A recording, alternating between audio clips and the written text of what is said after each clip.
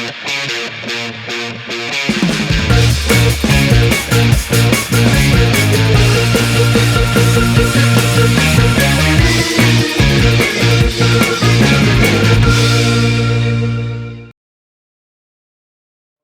new thing, I don't know how many residents have it, but we need to put it out even on our bulletin, that we put out, is the Ring doorbell.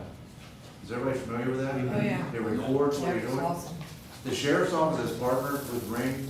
I don't know if a lot of people have looked at it. The original Ring inventor went on that Shark Tank. Everybody familiar with that? The Shark Tank? Yeah. And he asked them to help him, and they turned him down. We know Amazon just bought that from him for billions of dollars. You know, but anyway, there's a program now with the sheriff's office. So say your doorbell hits something, you get on a group and it'll say, hey, you know, we seen, you know, Johnny Ragged Donuts has been stalking the area. It'll show a picture of it and it'll go on there. We can request from the doorbell ringers to say, okay, send us that information, or we can request from you.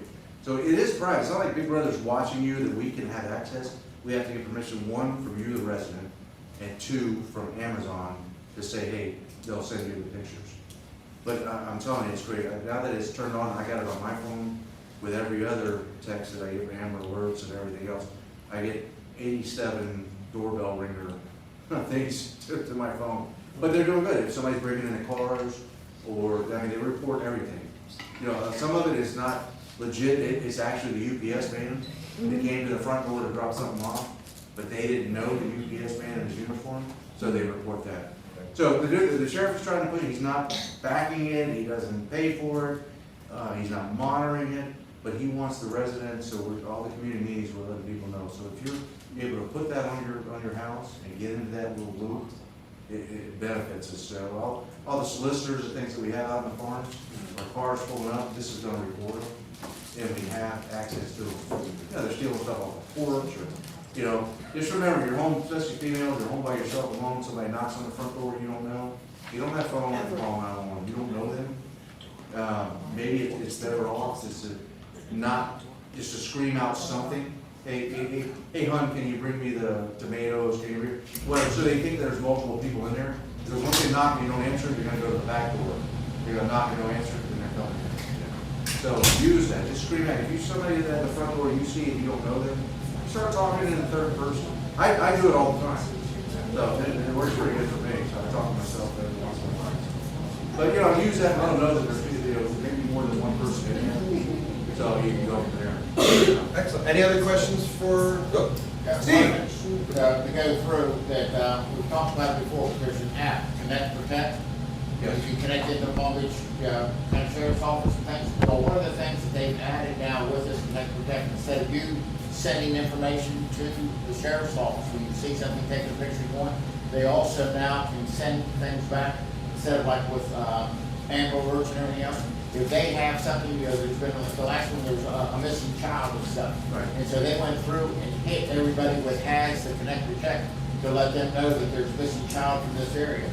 But they're also nice enough, what Amber Alerts don't do, that when the child was found, they send a note back saying, okay, this person has been found, so it's an all clear type thing. So this is something that the sheriff office also does over beyond the Amber Alerts and everything else. You know, it's a free thing, you know, the app and everything else. Yeah, pull up that app and say that something gets, like we talked last time, we've had 2 incidents this week that we made arrest on with the threatening on the internet. I'm gonna shoot this person, I'm gonna shoot this person. We talked about this last month. Tell your kids, tell them, do not be making those threats on the internet. Because when they come, I know we all get upset and we all say, hey, we're gonna go kill you, we're gonna shoot you, even though we don't mean it, but it comes on there, they're not playing that anymore. That's what they, the Douglas shooting down in Broward, so you're going to jail. Whether you're 12 years old or whether you're 25 years old. Okay, you're going. The last incident was a missing child. My squad was able to find it. The mother went to work, thought the grandmother was watching. Grandma went to wherever she was going, thought the 13-year-old was watching. The 13-year-old went to school, so nobody was watching. So I don't know if you've seen on the paper, the 2-year-old that got out was walking around the diaper over in Westgate. That was our case. Luckily, I sent my guys over to school. They had a symphony at school. Identified it as a child. The mother's under arrest. You know, you just can't. I can't pass the buck on you. We have to have these child, you know, children But that was something that we sent out on that app, we sent it out on Facebook, does anybody know this child? So all we found was a 2-year-old little boy, and he had his little backpack, and he had a Nerf gun with it, he's just walking around Westgate. You know, and he spoke, unfortunately for us, he spoke Creole. We didn't know that at the time, so finally we got a Creole speaker. We were able to, somewhat talk to him. We found, my guys found his siblings, said that's my house, that's my brother, and we got back to it. So, been an interesting thing. Another thing too, before I get out of here, is know your neighbor. Give a neighbor a key to your house. God forbid something happens to you. Also last week we had 2 episodes with a child, and then we had a domestic, 80-year-old people, 80-year-old folks. They got into some kind of argument. The husband, he would have killed him. But we had no access into the house till we knocked the door down. But give a neighbor the key, so at least, and a lot of these, you can call the sheriff's office, say, hey, I want to check in my house, I'm out of town. Hey, my neighbor has the key. That way we can get it. God forbid you fall down.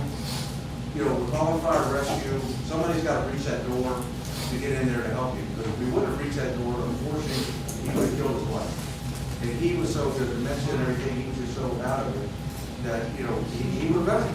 No problem. What are you thinking about? When we have to wait for fire and rescue response, a lot of the police and the younger deputies say, hey, we have to have fire and rescue reach the door. We don't need fire and rescue to reach the door. We can reach the door. And if there's a medical problem, we will call them. But it's also nicer if I can go next door to your neighbor. We've got a note in the sheriff's office in my law saying, Susie next door has the key to the house. So we can open it, so you don't come home and but if it's an emergency, great, we helped you. If it's not an emergency, you went in there, somebody's got to replace the door. So if you got a key, it makes it a lot easier. So think about it, that's our problem here in either Jupiter Farms, West Park. We don't know our neighbors. We live 2 feet from them, we don't know who they are. So get a neighbor, give a key.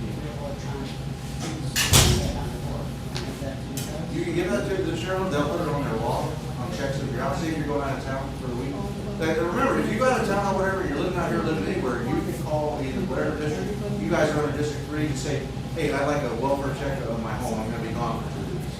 The COP also offers that. Yes. Patrol, you can fill out a form if you're going. Right, they'll drive by your house and see if Twice a it's day or broken out, but something. they don't go inside. Obviously, they're not police, they've been engineers for 40 years, they will call in and call us, so it's good to have them check. We are the ones that are in the house. So, but give that information, and like I say, it's in a little circle that, the police has. Awesome. Okay? Well, we're not going to see you, so happy Thanksgiving and happy Christmas. Yes, same to you guys, but we have a function coming up here. We do this Saturday. This Saturday? This Saturday is the hoedown. Okay, Cassie, Russell, we got Cassie, I'll be here. Cassie, And then we have another one too, on December December 15th will be the parade. December 15th is the parade. Great, my only goal, I'm just, Just so you know, that's my Cassie, highlight for the year. Cassie requested hold down something about the pie contest. Tell me. So how many people have been to the CCRT? Remember Houston Tate, director of CCRT, that does the funds and everything, that helps out with the county? Palm Beach, Crystal. well, Crystal's there, Crystal does the grants, Houston is the main director. But I guess Cabana Colony, they're up at PGA, they have a little fall event on campus have. Houston Tate was the pie face. Oh, All the residents. Well, we never even thought about pies in the face. Yes, we did, you just said no. Like to make a motion for next year? Yeah, they try to get the sheriff's office, we kind of frown on pie on the No, street. this is just a pie entry contest. He wanted to sample all the entries. He will do it. And you will. Everybody raise your hand, we nominate Cassie for any pie throwing and. All right, sounds good to me. All right, folks? Thanks. All right, moving over to Steve Hinkle for Sir Wicket. Uh-oh. Decided to use the old logo. Thank you. That's the South River Indian. All right, we're in the dry season, but we have so far for our October, November, we're 6 inches ahead of last year.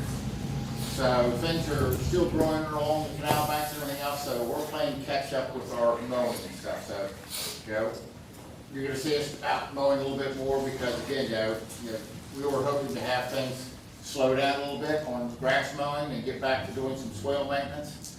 Well, we're having to do both, so, you just kind of bear with us. But remember that if you happen to get that little door knocker either on your gate or the door, you don't still have those here, so. No. But Next time you have to make requests of what you want my slides to be. My ESPN, excuse me. But it's just, so, but all the door hangers and different things, it'll say if it's a blue one, that means we're gonna be doing work around your area on the swale. And right now, we're still trying to go with little half mile increments and stuff on those.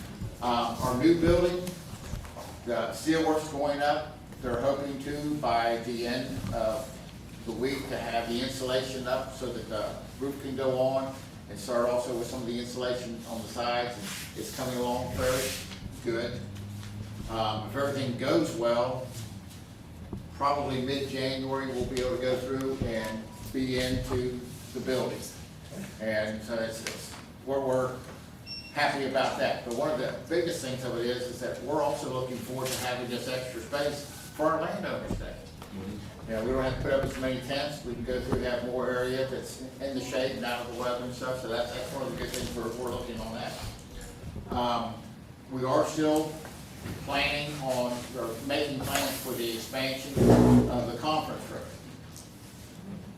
Depending on which contractor and engineer that you talk to, some say, oh, well, you have to go through and update everything in the entire building to ADA standards. Others were like, no, your grandfather did, different things. So we're kind of going back and forth on some of this and things, but we're going on to things that our grandfather did. But play it safe, we're also looking to expand our parking lot. Currently, right now, our parking lot just almost fits our employees. But we're gonna go through and expand it out to the west, out to the fence line, and try to gain some more, and then we've got a little bit more area where some of our equipment, where we can have some additional parking. So when our work center's finished, our conference room is expanded, there'll be enough parking, so we'll be having our meetings at the work center instead of where we're having them here right now. You know, I like here at the pavilion. It's a lot nicer than having to go all the way into the school and get kicked out at 8:45. Okay, all right. Next thing that's coming up is workshop. We're not having a regular meeting for the month of November. We're having a workshop. It'll be here, 7 o'clock on November 21st. The first part we're going to be talking about with county roads and whether or not they're going to be going through with getting charged, assessed road maintenance. The second part is the most exciting. We're kind of holding it off for everybody to try to stay, and this is the ADA standards of our website. Woo! It's things like if you have a little video or anything else, you have to show that it has, the closed captions and everything else. So we're going to have to do, our website regretfully is going to be miniaturized down, just so that we can go through and be able to deal with ADA. But we're going to have records that, like, instead of having all of our historical records on our website, which have to then be ADA compliant, the cost of converting all these documents to an ADA compliance is too much money. We will keep those separate, and it's all it is a phone call to the district office and say, hey, can I get copies of this? And there'll be PDFs on file that you can go through and get on a thumb drive or email to you, things of this nature. They just won't be on the website. Or you could do it now and download them all now off of the website, so you still can.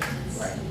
It's one of these things that where they've gone, the government's gone a little bit out of control on what we can and can't do it, and they just go, we can't take the chance of being sued because we're not ADA compliant.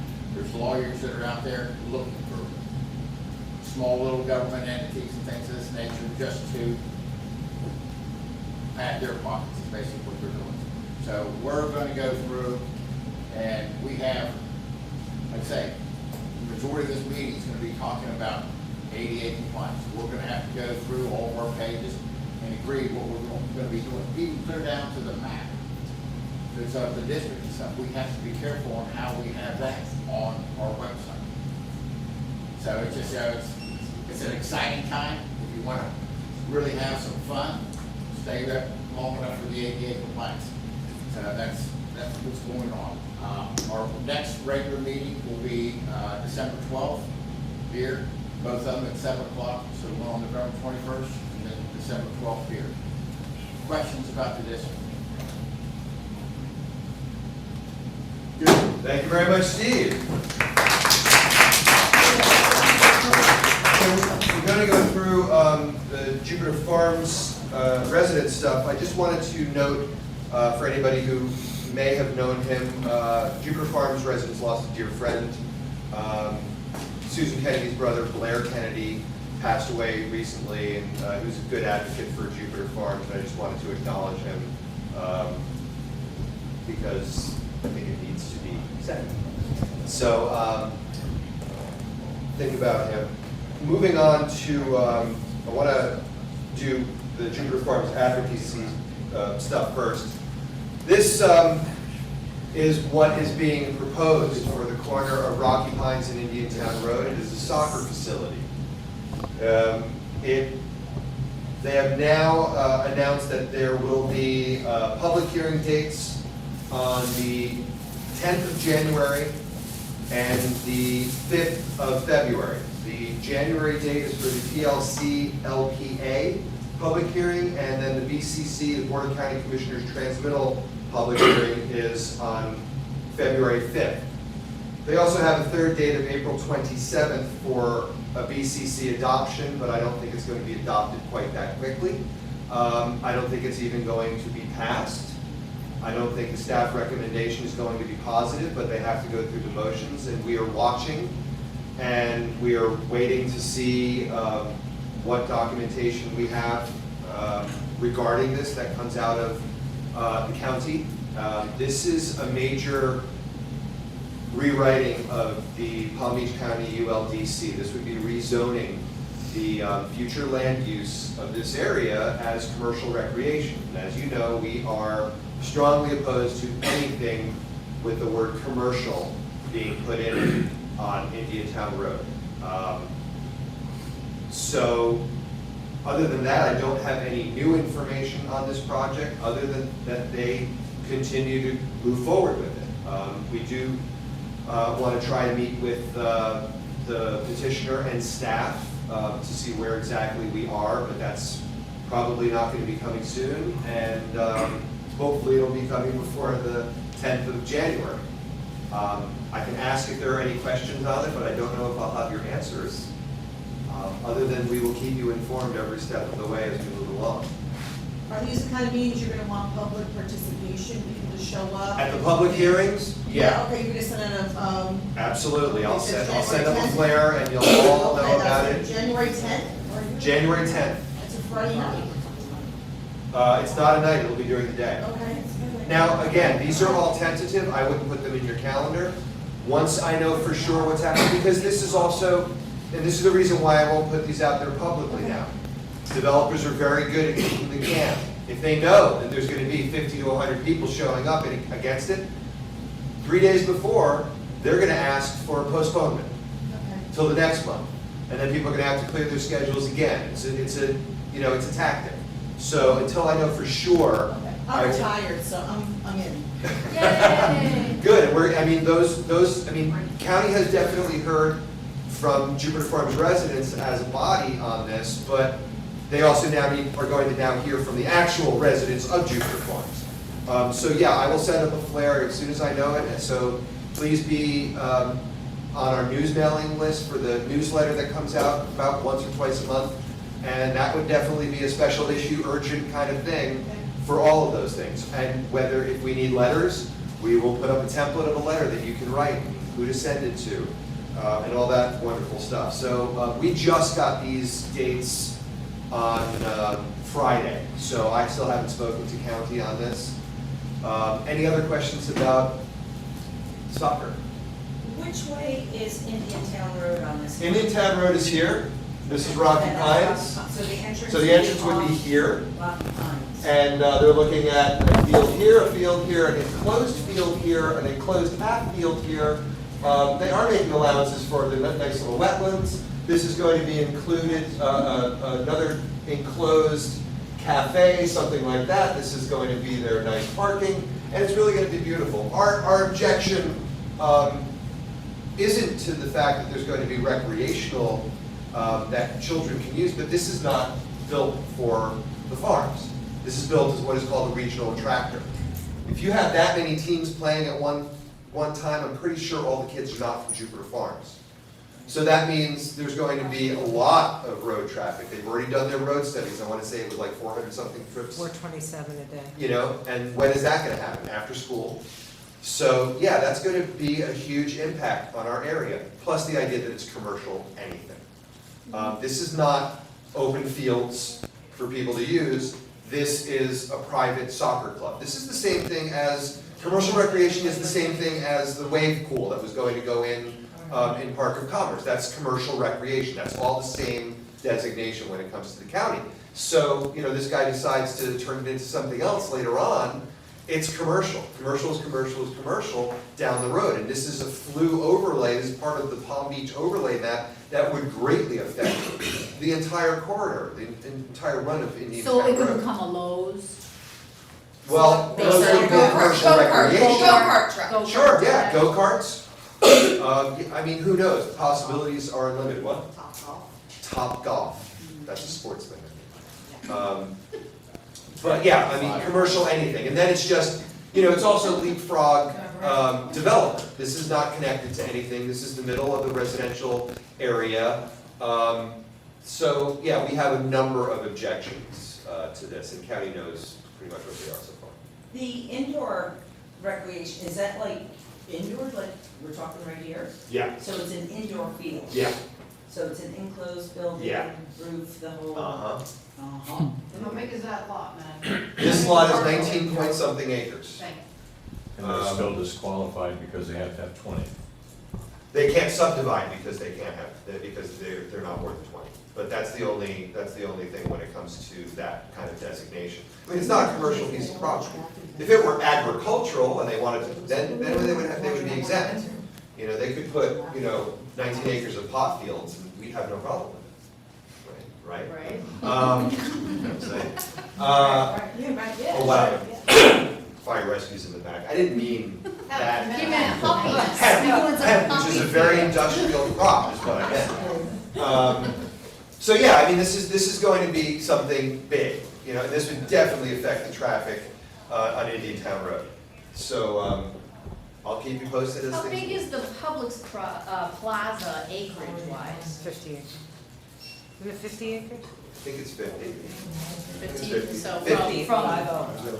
5. I think altogether it's 50. The entire complex is 50 acres. It's probably, it's the same depth as Publix, probably. Yeah, I think the Publix is 49 point something acres. Yeah, so it's roughly half the size of it, or a little bit less. Anything else on the soccer field? All right, moving to another hot topic. So the proposed, I still don't know that I can call it a proposed CLF. Jillian? Sorry, it's me. Her. The microphone's right there, you're louder than I am. The CLF, I don't know that I can call it a proposed CLF because they still have not put in their application to be a CLF. However, they are operating as a CLF. This is, by the way, right down the street from the soccer facility. There's one resident in between. We believe that they now have roughly 15 patients plus staff. But here's the thing, they have not filed for any official designation. They have filed for what are called reasonable accommodations. And it is a very well-crafted letter. I'm not going to throw it all up on here because it's 7 pages of a lot of text. But it is a lawyer, it is this lawyer, waiving ADA and FHA compliance. And here's the deal, right now Florida doesn't know how to handle CLFs, period. They're handled differently county to county, even though there is a state regulation on them. Everybody's kind of, nobody talks to each other. You have 3 agencies that are supposed to be involved, from county level, DCF, and FARR. but they don't really talk to each other. And I think they do that purposely, because I think they're all running scared of being named in an ADA lawsuit. There's a lot of money behind this. If there are 15 people there, and they're getting $3,000 a week per bed, do the math. This is a cash cow, and this is a very expensive lawyer. And homeowners associations, not that we're that, but civic organizations, homeowners associations, counties have been charged with not complying or, trying to block ADA accommodations. So I believe everybody is running scared. Supposedly the county has 10 days to answer these reasonable accommodations, and this is the first step before they will apply for their official CLF. According to zoning, a CLF 3, which is, how many persons? Over 14. Over 14 people is supposed to be prohibited in our area outright. We believe that they have more than 14 right now, but here's the thing. If you can ask for a reasonable accommodation on basically anything, and the county is running scared and they grant a reasonable accommodation on basically anything, what's the point of having a community living facility 1, type 2, type 3, if you're just going to let everything in under a reasonable accommodation? We are very interested in this, obviously, for obvious reasons, because if this goes unchecked, who's to stop the next person? Because you did that math that I was telling you about. This is a cash cow. The next one can come in 1,200 feet from this one, and then the next one 1,200 feet from that one. We're an unincorporated Orange County. Housing, acreage is all there, and it's cheaper compared to places like Delray or Jupiter proper. They've got the land, and we're going to be ripe for the picking. I understand that that sober homes are protected by the government, but I feel that we also need certain protections from our government as well. So it has escalated to the point where we keep sending things into county. They acknowledge that they received it, but they're not giving us any definitive answers. This is now going all to their attorney, and they're supposed to answer this within 10 days, which I think is either tomorrow or the next day. It would be 10 business days. And we'll see what they say on the reasonable accommodations. They may kick the can for a couple of months. They may give them certain things that they have to meet, certain things that are not, or they may fold like, a wet napkin. I don't know. I will let you all know as soon as we know. And then we got to see what the next steps are going to be on that. There's no public input on reasonable accommodations. There is no public hearing. This is the county attorney and county zoning and planning and them sitting down and deciding what's considered reasonable or not, because that's subjective. So we'll see what goes on with that, and I will let you know. Are there any questions regarding that I might be able to answer? I feel like I'm full of non-answers. Sir? It's fine, little rock hard. Sorry.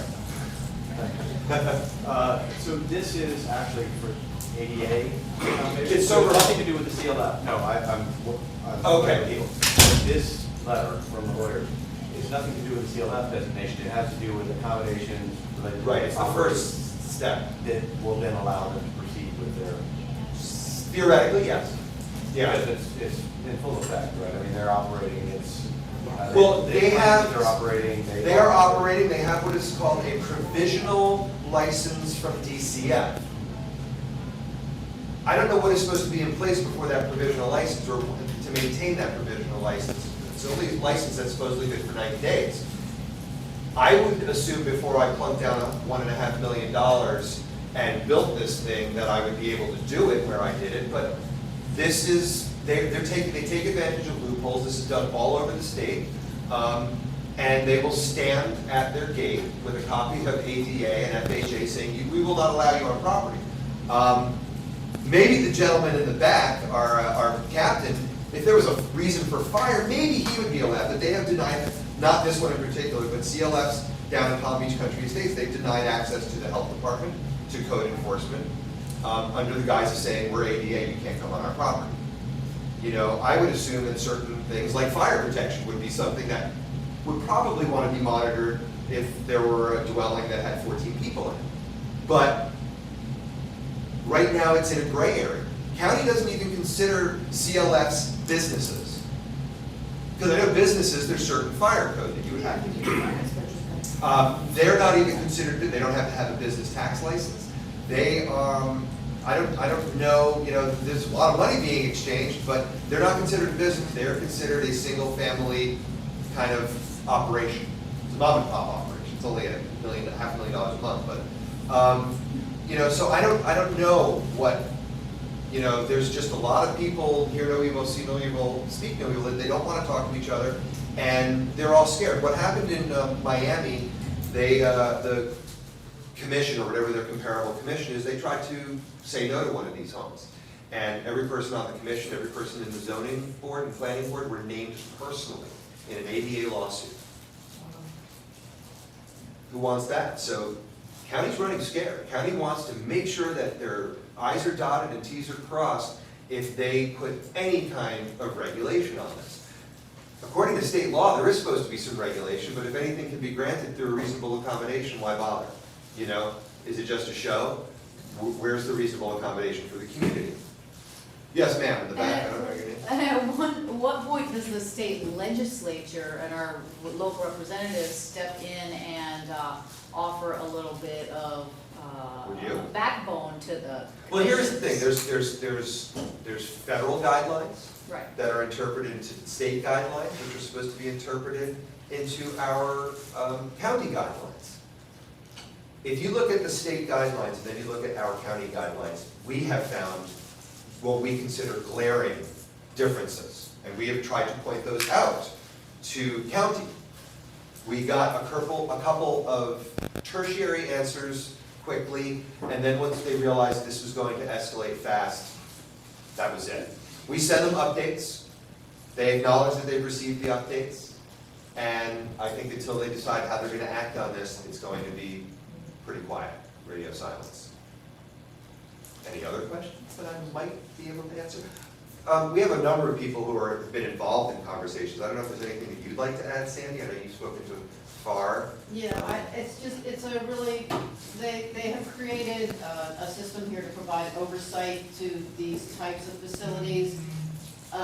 It was passed, it was supposed to go into effect July 1st this year, but they're giving all of these facilities a time period, which has not yet been determined, to sort of catch up with compliance. So right now, there isn't really the sort of oversight. It was intended by the legislation. So we're just sort of caught in a really weird time for this. If we're a few years down the road, I think things would be spelled out a little more clearly. But right now, they have just put the legislation into effect.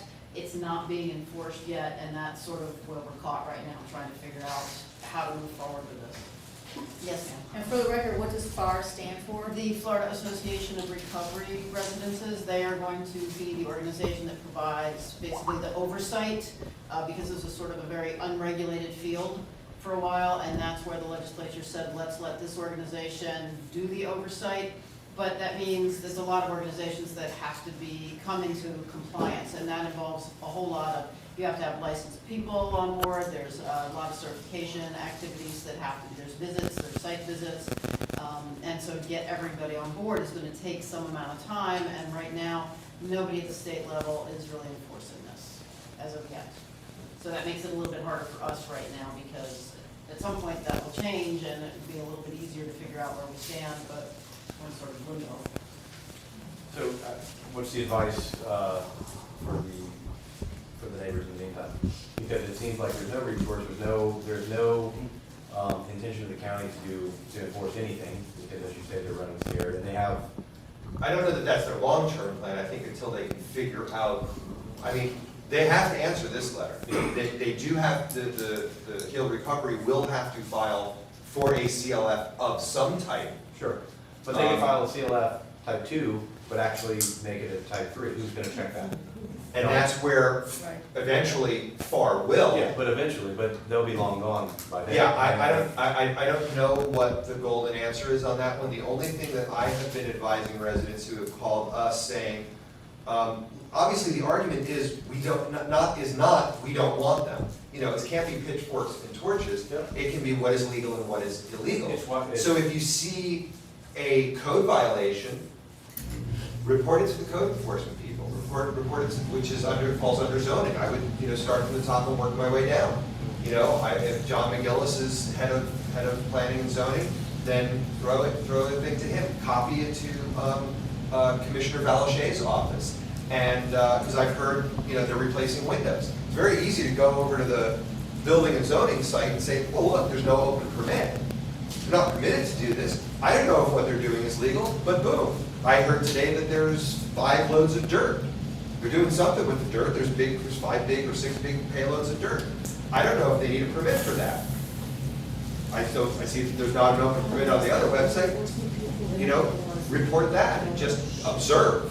I mean, it's all we can do at this point. Yes, young lady, I don't know your name. And we've previously determined that it is not illegal to fly drones over other people's property, correct? I believe that is correct. I'm not encouraging or discouraging that. I'm just pointing that out. I don't think this needs to be Gladys Kravitz with the binoculars going, Abner! I think if you see something, if you feel that there's, danger, like one resident said to me, I didn't feel safe. If you don't feel safe, call the police. But is it a reasonable thing that you're calling the police on it? If you just, 2 people talking, that's not illegal, But, if they're jumping the fence and going into your pool like they were doing in Palm Beach Country Estates at one of the CLFs, yeah, call the police. It's trespassing. It's an offense. Just watch and observe. I can't say to be cautious. Somebody has recently said, well, do you feel any more or less safe because of it? Well, there's a lot of things that can move in next door. A guy can put up a gun range right on your, and shoot at 3 o'clock in the morning. Would you rather have that? I don't know. That's personal opinion. There's just, the argument cannot ever be, we don't want them here. I just want to know what the regulations, where's the line? Because if this is what's printed in your county code, and you say a CLF3 is prohibited in our zoning, but yet you're going to allow a 24-bed facility, then this is meaningless. Let's call it meaningless, and what's it going to be? Because if anything can be covered in this reasonable accommodation, there's going to be one on every block. I think they're working on the 4th one in Palm Beach Country Estates now, CLF1. But yeah, right now CLF1 is allowed by right use. There can be one on every block right now, and there are a couple, and they're fine. Some of them aren't fine. Yes, ma'am. What part of the ADA covers drunks and drug addicts? Recovery is a protected class. Really? It's Alcoholism is a disease, and therefore you're a disabled Addiction is person. a disease, Federally. it's covered. But look, take the alcoholism or recovery out of the combination. If it were a home for the elderly and they wanted to put 24 beds in there, I would still be fighting just as much, because this is not the area for that. There are places that are zoned correctly for that. Just like it's not the right place for a soccer complex, So you have to be very careful how you couch your arguments. Because once it becomes torches and pitchforks, then that's exactly what it's going to look like. A bunch of people with torches and pitchforks saying, not in my backyard. And it's not a valid argument in county's eyes. We've got to look at what's legal. And we have to be careful too, because if they're going to name commissioners in a legal argument, they could easily name Jupiter Farms residents as well. So we have to be cautious moving forward and be specific. It can't just be, they're playing loud music at 9 o'clock. It's allowed. You've got to pick these arguments carefully. What's that?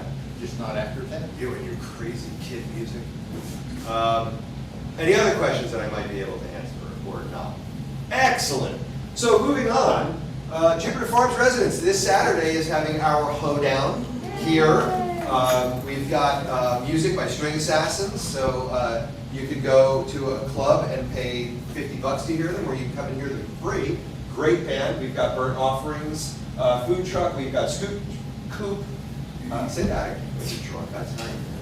That was a joke, wow. Scoop Coop will be here. We're gonna have all kinds of contests, fun, picture taking. It's gonna be a fun time. Pray for no rain. And anything else I should say about that, Jillian? So there's a pie, jams, jelly, and pickle contest, which Matt is gonna win, so don't enter the pickles. So all this information All the is in rules our are there. newsletters. And the flyers, everybody. And got. flyers that everybody has, so I'm not gonna repeat that. Just to let you know, we have our Christmas trees coming in on December 7th. We have our tree sale at Town and Country Feed and Supply. Some of you have pre-ordered, some of you haven't. We will have plenty to go around, but get there early because we won't have plenty to go around. If you haven't tuned into the Jupiter Farms podcast, just ask your Alexa or Siri to play the Jupiter Farms Residents podcast.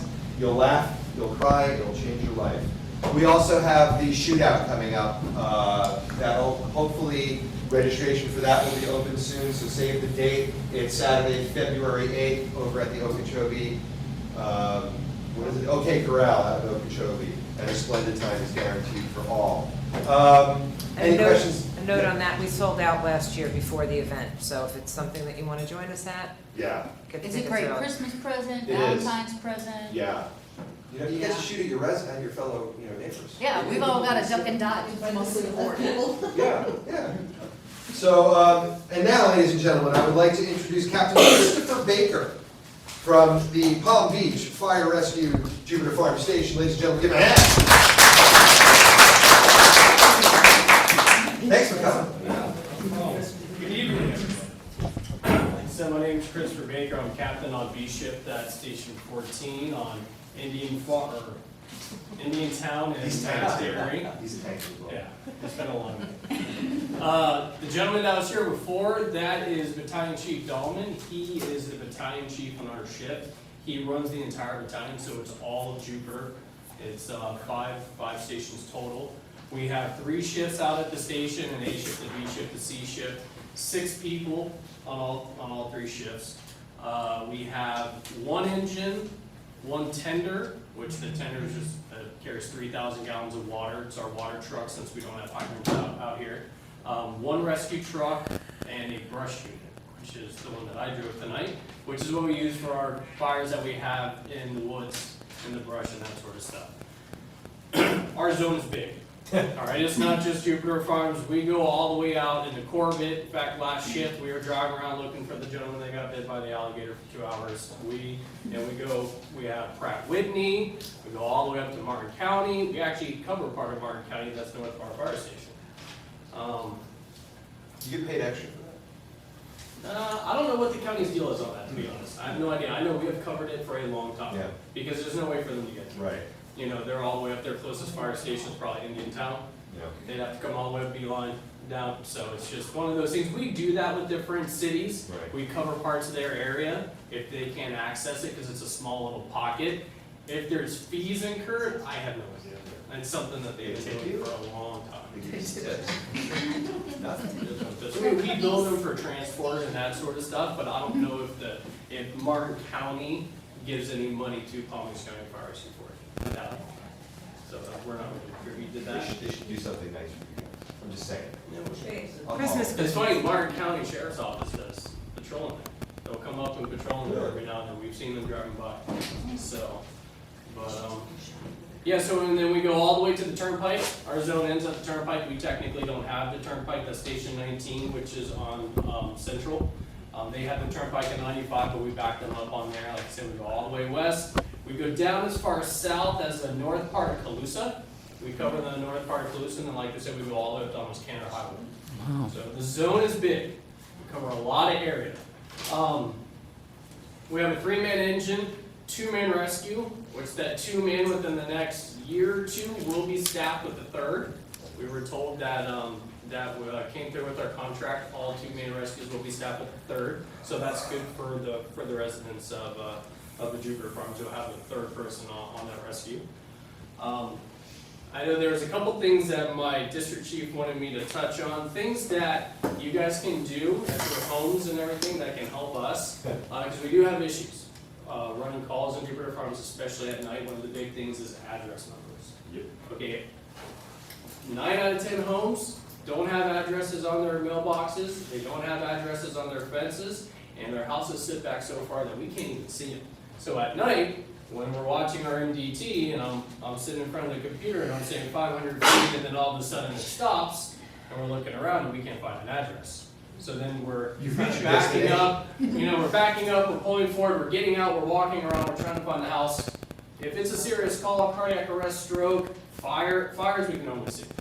But a serious medical call, I mean, that extra time it takes for us to find the house could mean the difference between your loved one living or your loved one dying. So we strongly recommend everybody putting at least 4-inch numbers reflective on your mailboxes.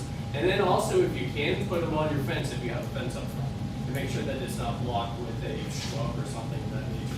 Yes? And especially, I see a lot of the mailboxes here are all on one side of the street and the house is across the street. Yeah, and that makes it difficult. What I do when we're driving down the road and I see that, I make a mental note. I try to catch a house on my side to see if it's odd or it's even. So then I know at least which side of the road it's on. That makes it easier. But sometimes we'll go by 5-6 houses and I don't even see one. I mean, they were obviously very smart when they laid out our grid with the canals. It's really easy to find your way around here. Yes. It's actually, believe it or not, Jupiter Farms is a lot easier than say the Acreage and Loxahatchee. Really? Because of the canals. Because of you not having canals. Compared to that. They have canals that cut through almost every single street. So you really have to pay attention to the address and the crossroad, or else you end up on the wrong side of the canal. Huh. So that's luckily with Jupiter Farms, when I came here, because I worked in both the Acreage and Loxahatchee. When I came here in January, that was the first thing I noticed was no canals. That gets us turned around. So that's a good thing. But the address isn't big for us. Just because daytime it's pretty easy. We have it's not that difficult to find a home, but in the nighttime it's really difficult, especially in the rain.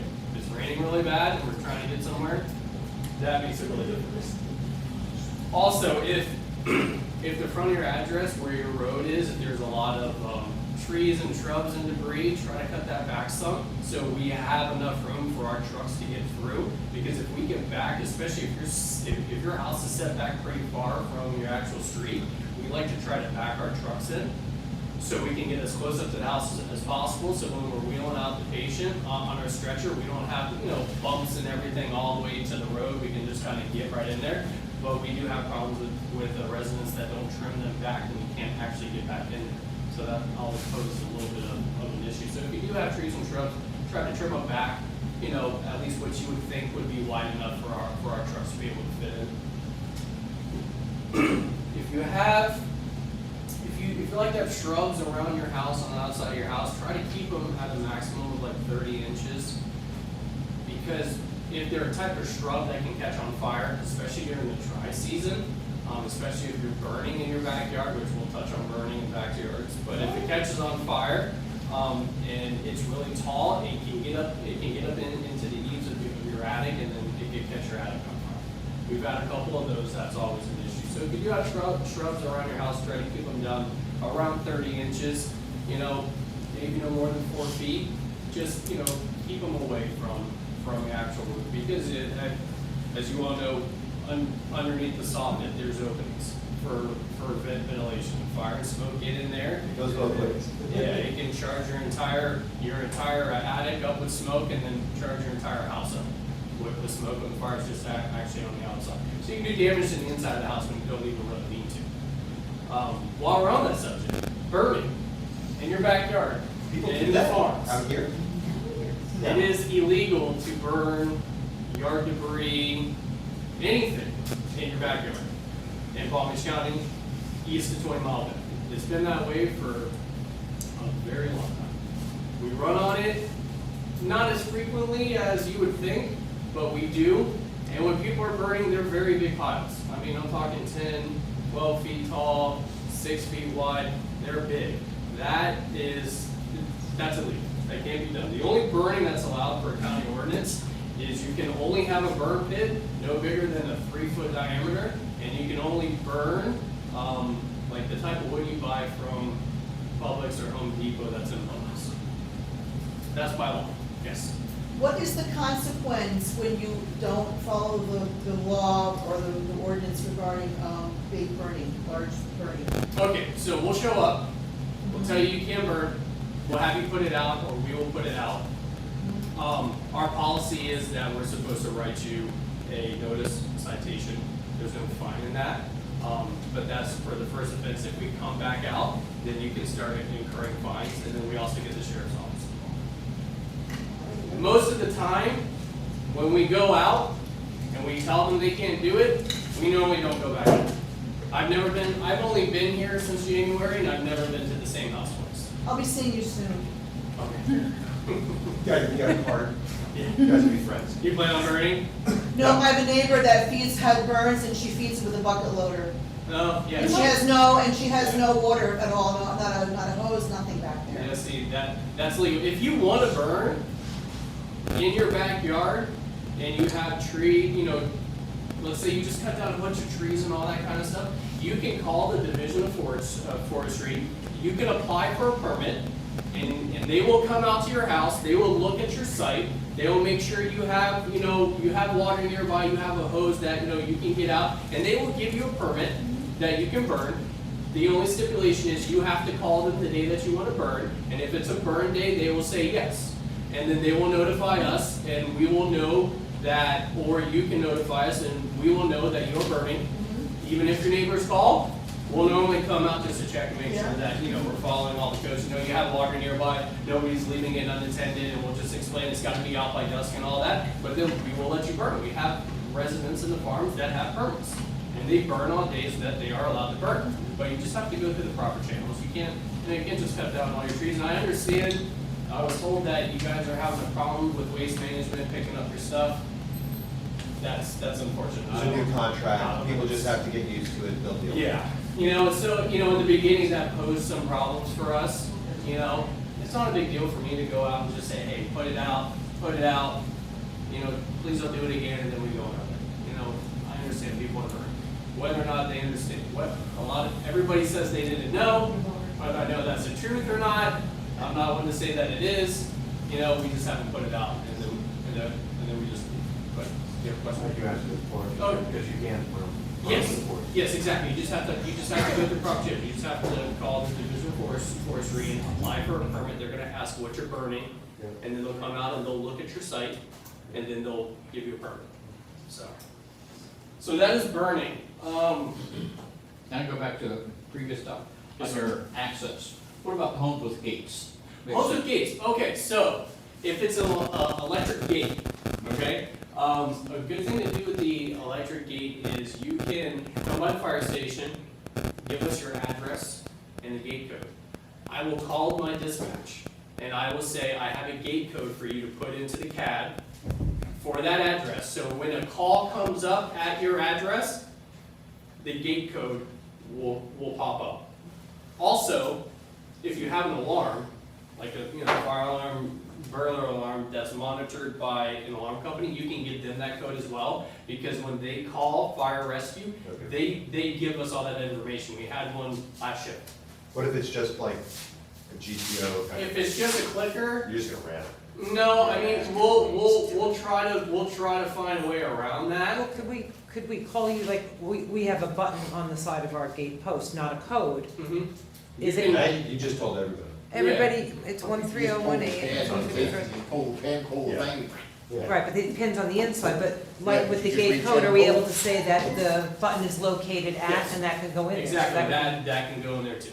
So we can have that information and where we don't have to, believe me, our last thing we wanna do is break people's property. Depending on the call, we're not gonna break your property, we're gonna find another way in.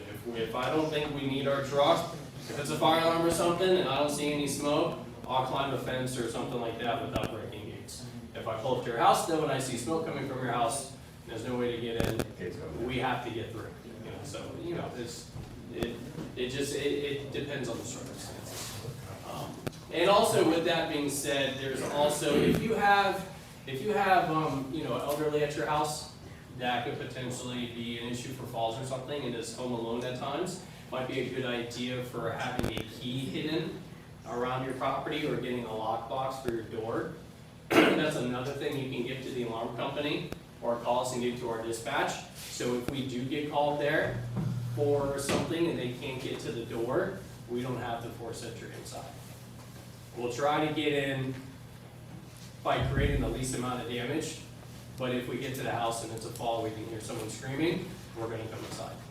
So if you leave like, a lockbox on your door and you give the code to your alarm company, or you give it to us, or however you wanna do it, we can access your house. A lot of the elderly communities have that, very common. In the parts of the county where there's a lot of elderly, a lot of people with dependents that they press, that automatically call us, they put the lock boxes on their doors, and we get the lockbox combination, we can just go inside. That comes in very handy, so, question? Yeah, I have, our driveway is not on the street that our address is on, previous owner had moved around the corner. Okay. Is that something that we could call and tell you guys as well, so that when the call came in, they would say the driveway is like around the corner, or?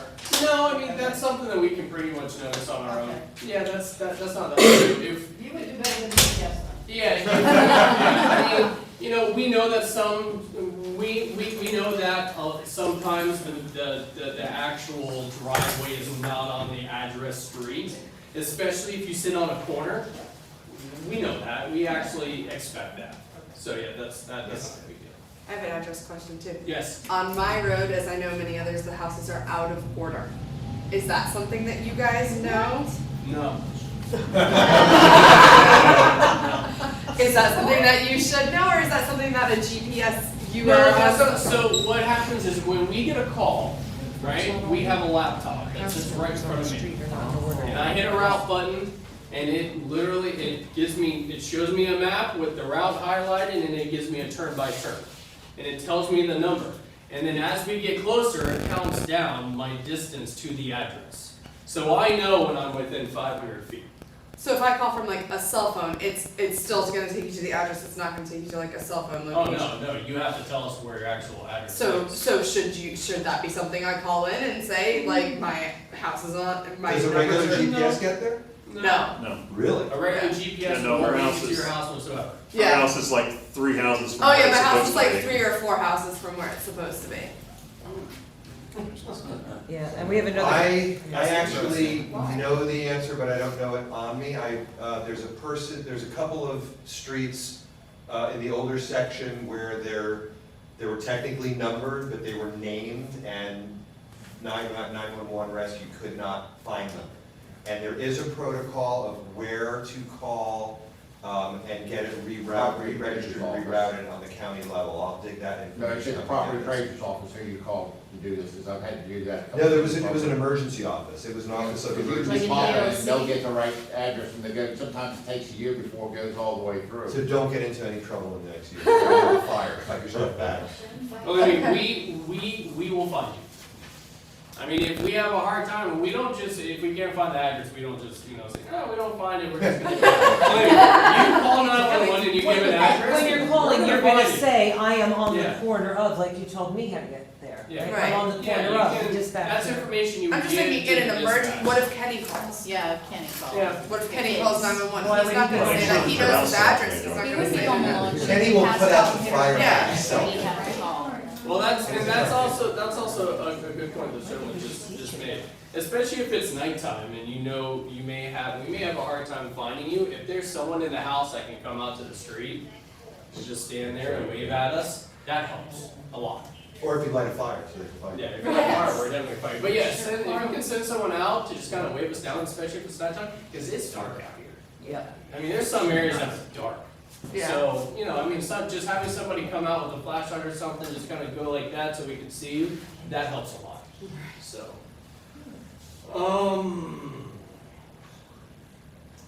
talk about housekeeping, smoke detectors.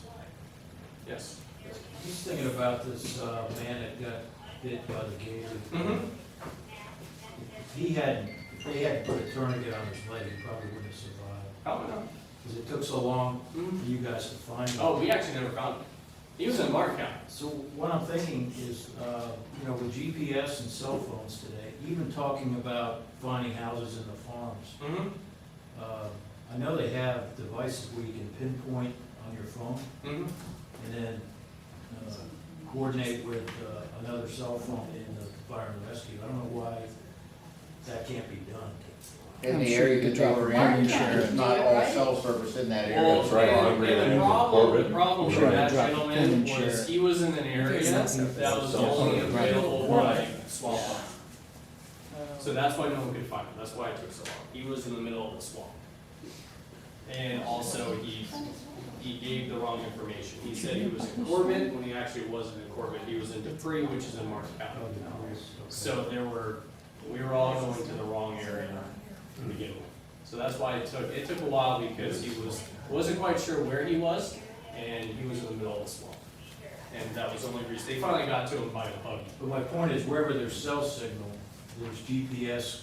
Yeah, they actually gave us coordinates, and that's what finally, they were able to look up their longitude and latitude, and that's what finally cued everybody in on where they were. What I mean is, out here in the farms, Mhm. because the addresses can be difficult, you could use a backup system with a cell phone. Where somebody's pinpointed in a house and they have a cell phone. Yeah, we don't have that capability. Not yet. I'm just saying, it might be something to look into. Yeah, I mean, the technology is there. it is.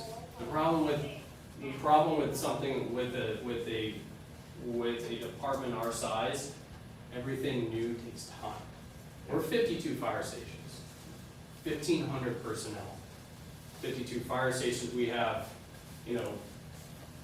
with 52 fire stations, we have around 60 fire engines and 60 rescue trucks.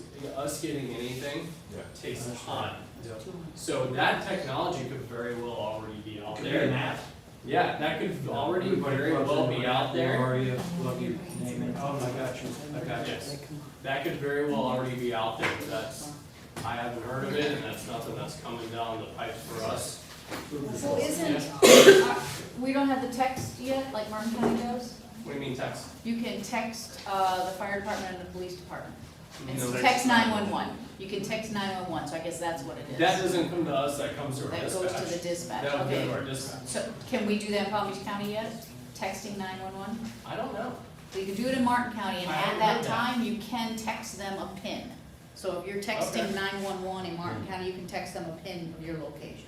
I'm gonna look into that, I'm gonna write that down. And they Text- said it was text coming, 911. yeah, they said it was I coming. haven't heard if that's, nothing's been told to us in the field about text 911.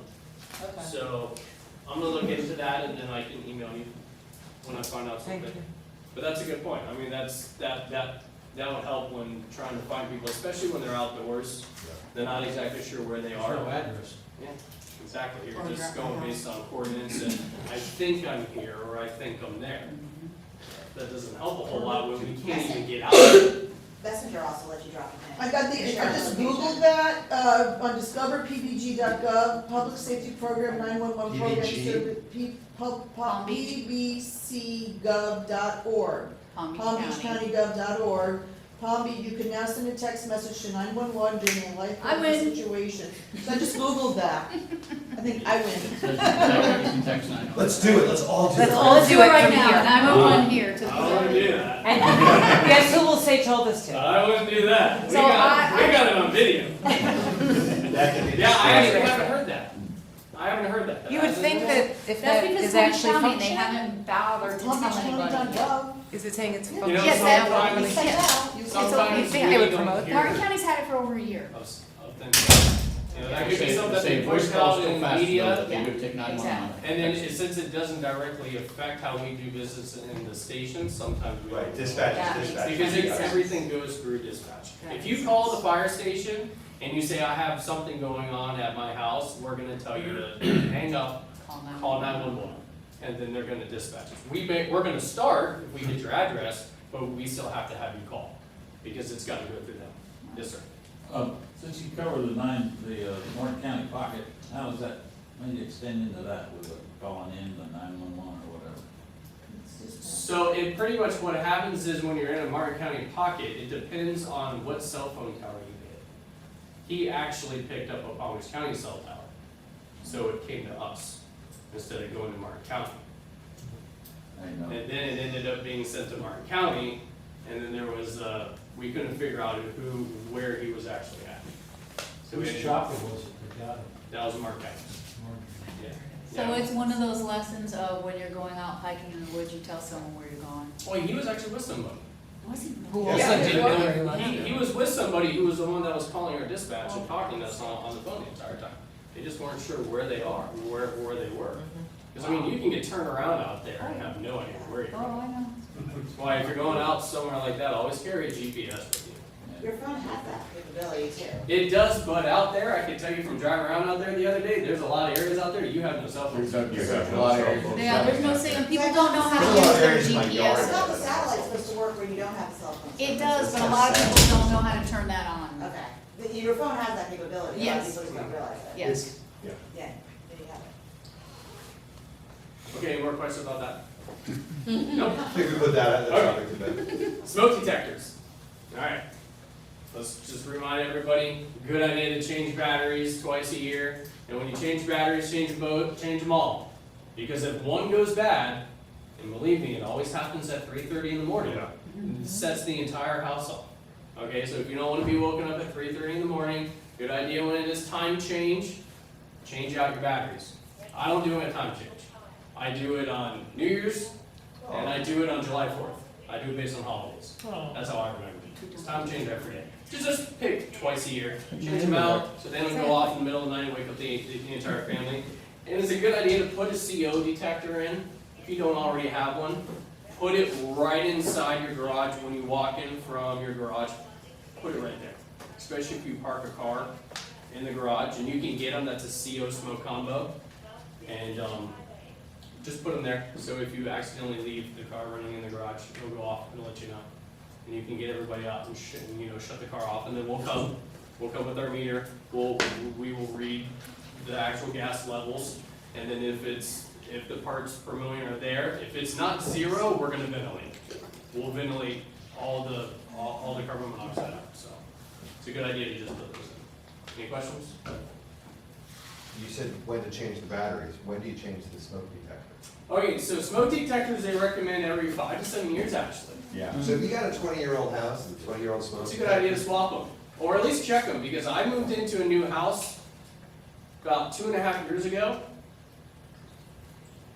And I was in the house for a year, and I was like, oh, I forgot to change out the smoke detectors. I realized half of my smoke detectors on my second floor were non-operational. And both the ones in both my kids' rooms were not operational. I didn't even bother to check them. You check on smoke? No, there's a, I know there's one there. Yeah. No, I don't trust that, I just full of smoke on it. no, but believe it or not, that button works, and when I pressed it, nothing happened. If nothing happens when you press it, it's bad.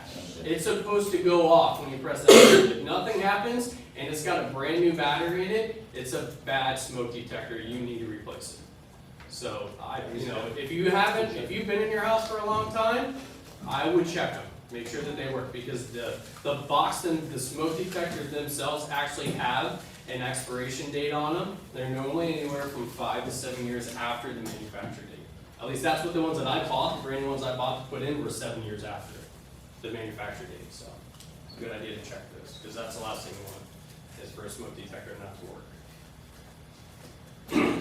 Oh, also, talking about maintaining properties, if you have a pond on your property, and it's all overgrown, it'd be a good idea just to kind of knock that back every now and then, because if we get a fire on your property, we may need to use that pond. And the less debris that you have in the pond that's just kind of sticking out of it, the easier it's gonna be for us and the more water we're gonna get out of it, because like I said, there's no hydrants out here. So we come with, our engine carries 1,000 gallons of water, we bring our tender with 3,000 gallons, we bring our brush truck with 1,000 gallons, we have 2 other engines coming, each with 750 gallons each. I mean, and we have fires where that's still not enough. And now our tender has a big dump tank in it, where we'll drop that on your property, and we'll just put an engine there, and now we are running what we call a shuttle operation, where that tender is gonna be driving to the closest hydrant, which depending on where you are, is probably Publix, is the closest hydrant sometimes, driving to Publix, filling up, coming back, topping off that tank, whereas if there's a pond there, that can actually help. What about canals? If you're on a canal, I mean, you don't really own the canal, And from what I've noticed, most of the canals out here don't have a lot of water in them to begin with. I'm just wondering if you, and it's accessible, If it's- if Our it's- place is going up in flames, we need more water. If it's got water and we can actually get to it, we can use it. And the pool. Pools we will use too. Anything with water under property, if we need it, we're gonna use it. How close does the pond or canal? What do you mean? How close does it need to be from where you have fire? It really doesn't matter. I mean, you have a hose that's gonna We have, reach half a mile? we have, my truck has a total of 1,000 feet of 5-inch on it, and then another 300 feet of 3-inch on it, and then the next truck that's coming has another 1,000 feet. Wow. So if we can make it work. You can get to my neighbor's pool in addition to my pool. We can make it Great, work. yeah. As long as your neighbor likes you and will let us use it, we can make it work. That's Yes, the exact same question. Yeah, and like I said, if it's a big fire and we need water, we're gonna try to use everything. And our brush trucks have what we call float pumps in them, to where it's a pump that we put onto a float. We'll throw it into a lake, we'll throw it into a pool, we'll throw it into a pond, we turn it on and it'll just start sucking water right out of that thing. And we'll run that to one of our trucks. I mean, it might not be a lot, but sometimes we just, unfortunately living on here, that's what we have to deal with. We don't have any hydrants, so. If you have a sprinkler system in your house, Like the residential fire sprinkler system? Okay. and you moved into the house and say, have no clue if it works or Theoretically. You know what it's. You need- Theoretically, it's Yeah. based on. You just slide Call a residential sprinkler company and ask them to come up, tell them that like you have a sprinkler system in your house, you've never had it tested. Right. Technically, they should be tested, annually anyways. Really? Is what they should be. I mean, there's really, since it's a residential property, there's nothing governing that. Right. That's a recommendation. It's not like a commercial structure where it's actually per fire code, it's gotta be tested every single year. Residential doesn't have to, but Might be a good idea. if it's there to protect your house, it'd be a good idea to have it checked every single year. Except the water. I don't know what I can do, I'm not gonna. Mechanism only? Most time, okay, so most residential sprinkler systems, even though you guys are on a well, it's gonna work off of your pump for your house. Right. Same thing with city water, it's gonna work off of the pressure coming in Right. from the city itself. That's how residential systems work. They don't ever have their own, most of them, unless you have a really big house, don't have the dedicated fire pump. They run off the pressure coming from the actual water source coming into the house. So, So if your breaker blows, it's Um, not gonna pump anything in. ponds for access, talked about deed codes, what did chief want again? Talked about the hedge, fire access. Oh, and last thing is, just wanna go over, serious medical calls so everybody can recognize them. Possible heart attacks, right? Chest pain, shortness of breath, pain that radiates to maybe your shoulder, your neck, your jaw, your back, excruciating pain. That's signs and symptoms of a heart attack. If you or your loved one are feeling that, do not hesitate to call. Do not wait until the middle of the night. If you start feeling symptoms, call. Because the longer you wait, it could be too late. Right? Strokes, if you're having a conversation with somebody and they start slurring their speech, you can't make out what they're saying, you see that their face starts to droop on one side, and on the same side they're having trouble moving their arms or their legs, that's signs and symptoms of a stroke. Do not hesitate to call. Call right away. You guys call, we come, no matter what. Allergic reactions, hives, trouble breathing, throat, tongue swelling, allergic reaction, any type of injuries that you think you need us to come out on, traumatic injuries, go ahead and give us a call. And I think that's it. Are the personnel at your station, are they firefighters and full paramedics or EMTs? Okay, so, Palm Beach County Fire Rescue, you are a firefighter and at a minimum an EMT, okay? The rescue trucks at our stations, both people are paramedics. Our engines, there's at least 2 people have to be a medic. On our engine, myself, my driver, and my firefighter, all 3 of us are medics. and both of the people on the rescue are medics. The only EMT we have in the station is our tender driver. He doesn't run medical calls. He's strictly there as a gigantic water source. And we use him for landing zones. We used him earlier for a landing zone. We use him for a landing trauma hall. So, but yes, you're gonna get, you call 911, you're getting anywhere from 3 to 6 medics showing up. And that's our policy. That's everybody that works for us. You're a minimum of an EMT firefighter. So, it used to be policy where you had to become a medic within 2 years, and they got rid of that, so now we can have people stay EMTs, but most people don't, because, there's incentives with pay and all that kind of stuff, Right. becoming a medic opposed to staying EMT. With the state of the number of shootings that we're experiencing in this country, have there been any discussions about arming fire and rescue? No. Okay, so state of Florida did pass a law about first responders, firefighters, paramedics, carrying firearms on certain types of calls. That was passed by the state legislators around the beginning of the year, something like that. There have been no talks by Palm Beach County Fire Rescue on whether or not we are going to be allowed to carry a firearm on specific calls or not. I have not heard anything. I have had multiple people ask. We have not heard anything in the field. There are smaller departments that I've heard in this county that are going that way, but as of right now, Palm Beach County Fire Rescue, no. We do, however, the chief and the EMS captains carry ballistic vests and helmets for us on their trucks, but our fire chief just recently said in a podcast interview style thing that they are going to be purchasing ballistic vests and helmets for every single person in the fire department, for every seat. So every truck will have 3 vests, 3 helmets, and then we all have bags that we carry that have, critical trauma care items in it that, you would see that the military uses, tourniquets, things that, if you have someone that's shot, we can pack their wounds to stop the bleeding. We have stuff to cover up, chest wounds from being shot and all sorts of stuff. So we have the tools, but as far as carrying firearms goes, nothing has been said as to whether or not we will be doing that. What's your As of yet. Huh? What's your opinion on that? My opinion on it? He's on camera. Careful now. I know. I don't think it's a bad idea, to be honest. I mean, I really don't. I mean, as long as we're trained properly, I was gonna say, there would be a training that would go through that PBSO would be involved in. I think that's part of the law. Part of the law, from my understanding, from what I read, is that if this is gonna happen,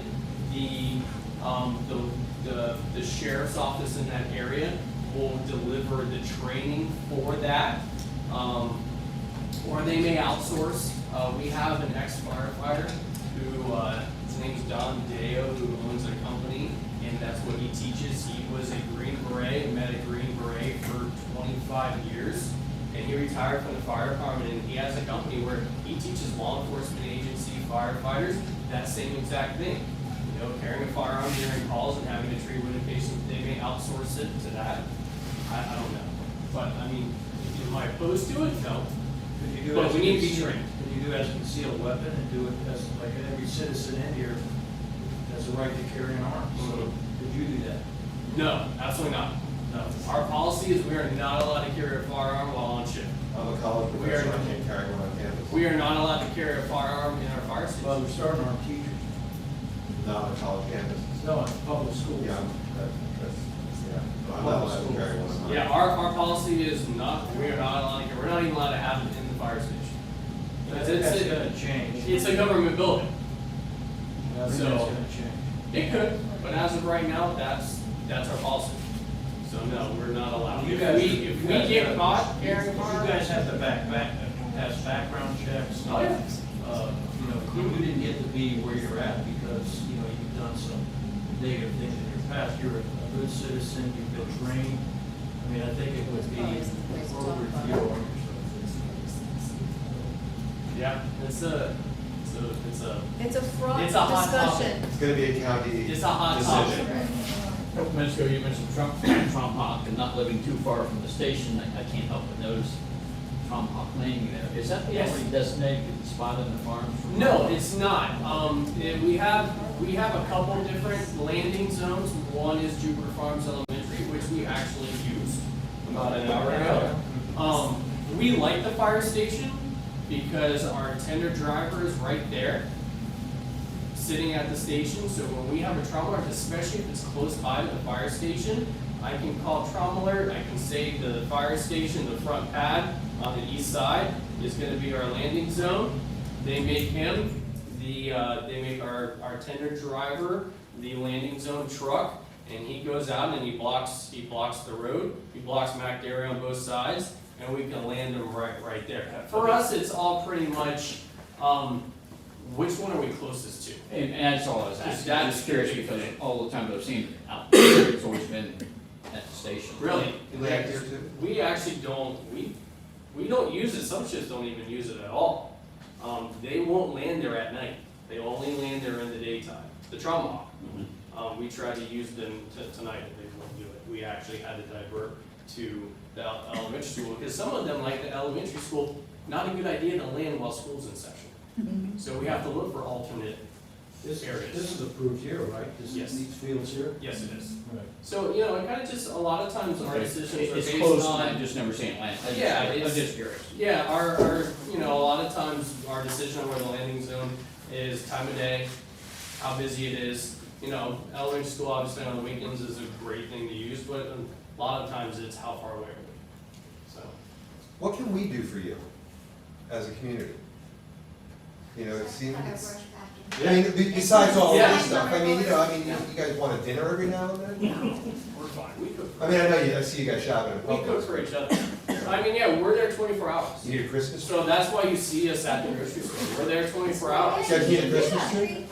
We don't have a Christmas tree. What, do you got a fake one? Well, of course. Safer. You guys like You know Christmas trees catch on fire, right? Yeah. Not ours, they're too wet. Yeah, ours are too fresh. Yeah, they catch on fire, so they're nice. And they light up really fast. Oh, yeah. You can always tell when someone's driving around the neighborhood and you see their pickup truck loaded up with Yeah. like 15 trees, you're like, Yeah. I know what they're doing later. Good thing is they burn quick. So, yeah, so, you know, I mean, no, we're good. I mean, our big things like help us help you by some of the things that I'm Doing talking what we about. tell you to do. That is really the big things for us. You know, I mean, we know that the community loves us. We try to do right by the community on every call that we go on. You know, we try to do exactly what you guys want for us, or that you guys want us to do. You know, your safety is what's important to us.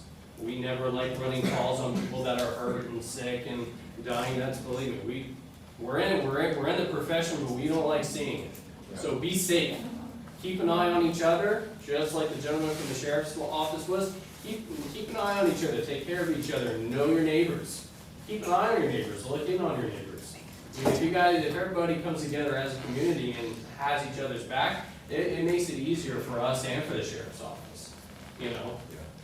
You know, just keep an eye on everybody. If you see something that you don't, like you said, if you see something that's not right, call someone. Because maybe there's something not right going on, you know? Any other questions? Thank you so very much. All right. We also ask you to do one favor. As we draw the meeting to a close, we need for somebody unbiased to pull the raffle. Okay. Our meeting today was sponsored by Anytime Appliance Service. When do we do the ornament first? Oh, we have an ornament, okay. Jupiter, yeah, I thought it was together.